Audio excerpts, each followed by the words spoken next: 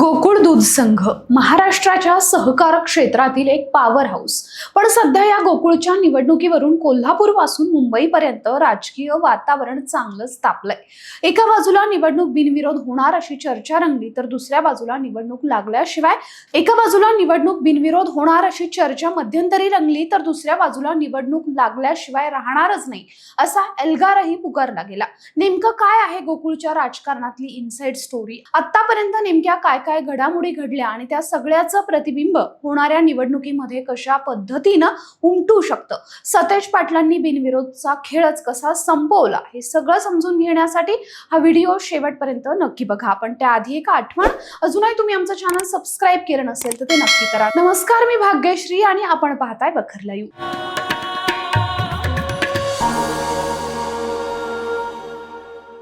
काँग्रेस नेते आणि आमदार सतेज पाटील यांनी नुकतीच एका वृत्तपत्राला मुलाखत दिली. त्यावेळी त्यांनी एकूणच गोकुळच्या निवडणुकीबाबत अनेक विषयावर भाष्य केलं. त्याचवेळी गोकुळची निवडणूक बिनविरोध होण्याच्या बातम्या कशा आल्या, त्या कोणी पेरल्या, यावर देखील त्यांनी भाष्य केलं.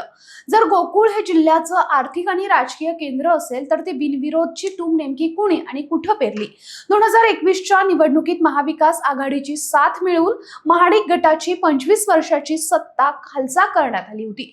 त्यानंतर गेल्या 5 वर्षात गोकुळचे सभासद हे 3800 वरून थेट 5447 वर पोहोचले. महाडिक वगळता इतर सर्व नेत्यांनी आपल्या कार्यकर्त्यांच्या नव्या संस्था आणि सभासद वाढवले आणि म्हणूनच ज्यांचे ठराव अधिक त्यांच्याकडे सत्ता, या सूत्रानुसार खरी जुगलबंदी आता तिथे सुरू झाली आहे. गेल्या 5 वर्षात राज्यातील राजकीय समीकरणच बदलली. भाजपा, शिवसेना आणि राष्ट्रवादी एकत्र आल्यानं कोल्हापुरातही महायुतीची गोळाबिरीज जुळवावी लागली. वैद्यकीय शिक्षण मंत्री हसन मुश्रीफ, पालकमंत्री प्रकाश आबिटकर, चंद्रदीप नरके एका बाजूला आले, तर आमदार अमोल महाडिक, खासदार धनंजय महाडिक आणि विनय कोरे यांच्यासोबत ही मूठ बांधली गेली. यात आमदार सतेज पाटील मात्र एकटे पडले. सहकार संस्था चालवायची तर राज्य सरकार विरोधात चालणार नाही, हे लक्षात घेऊन सर्वांनी महायुती म्हणून एकत्र निवडणूक लढवण्याचा घाटही घातला. अरुण डोंगळे यांच्या अध्यक्षपदाच्या विषयावरून सुरू झालेला वाद नंतर मुश्रीफांच्या मध्यस्थीनं मिटला आणि नवीद मुश्रीफ गोकुळचे अध्यक्ष झाले. पण खरी मेक इथंच आहे. महायुती म्हणून एकत्र येत असताना महाडिक गटालाही सामावून घेणं गरजेचं होतं. पण नेत्यांचे वाढलेले ठराव भविष्यात डोकेदुखी ठरतील म्हणून अदृश्य शक्ती सक्रिय झाली.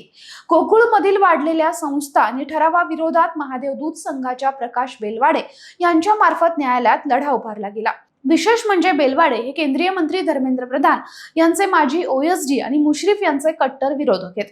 या न्यायालयीन लढाई मागे आणि प्रशासक नेमणुकीच्या मागणी मागे नेमकं कोणते अदृश्य हात कार्यरत होते, याची चर्चा आता कोल्हापुरात रंगली आहे. गेल्या 5 महिन्यातील या सर्व राजकीय घडामोडींमुळे सभासदांमधील नाराजी आता उघड होऊ लागली आहे.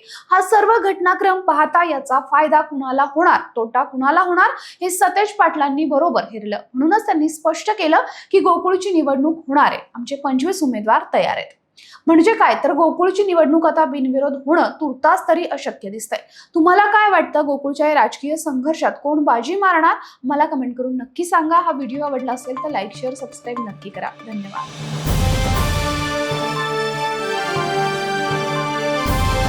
समाजकारण, प्रशासन आणि राजकारणातल्या अचूक विश्लेषणासाठी बखर लाईव्हच्या सोशल मीडिया प्लॅटफॉर्म्सना लाईक, फॉलो आणि सबस्क्राईब करा.